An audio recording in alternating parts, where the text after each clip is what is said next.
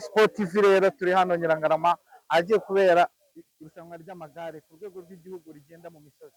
Ni irushanwa bakoreshamo amagare atandukanye nayo dusanzwe tuzi ari agenda mu misozi mu buryo bitandukanye. Kameramani yabereka ukuntu amagare ameze hariya haraguru.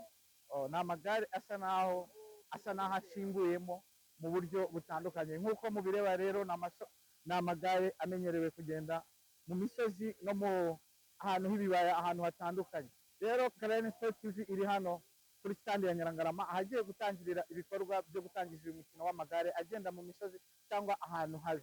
So rero ikindi kiganjemo urabona ko harimo abanyamahanga batandukanye mu buryo ubwo ari bwo bwose. Abanyarwanda nabo barimo ariko abanyamahanga nibo benshi. Amagare akoreshwa atandukanye nk'ayo twari twabonye muri ICU irashanwa internationali ry'amagare, bakoresha amagare asa n'aho ari matoya ariko aya araremereye mu buryo butandukanye cyane. Aya rero icyo abafasha ni uko banyura ahantu habi mu nzira z'inzitane, mu migezi mitoya, ku biraro bibi. Ibyo byose rero ni ubuhanga bw'abayatwara, aya magare akabafasha mu bikorwa nk'ibyo ngibyo.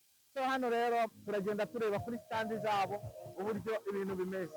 So aha niho bari buze kuba bahagurukira, niho bari buze kuba bari gukorera ibikorwa byabo. nka Karene Sport rero turahari turaza gukurikirana amarushanwa yabo uko ari kugenda. Ikindi twabonye muri iri rushanwa ni uko harimo Made in Rwanda nk'ibikapa bifashishije.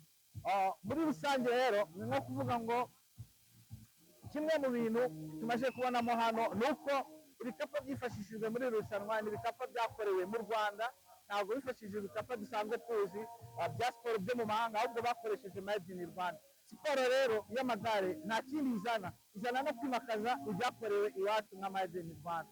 So rero mu kanya tugiye kureba uko biza kuba bimeze, uko biza kuba bikoreka. Nakagaruka muturakinge mukoresha kuri Karene Sport TV, twiyemeje kubaberaho mu bijyanye na siporo. Ciao ciao.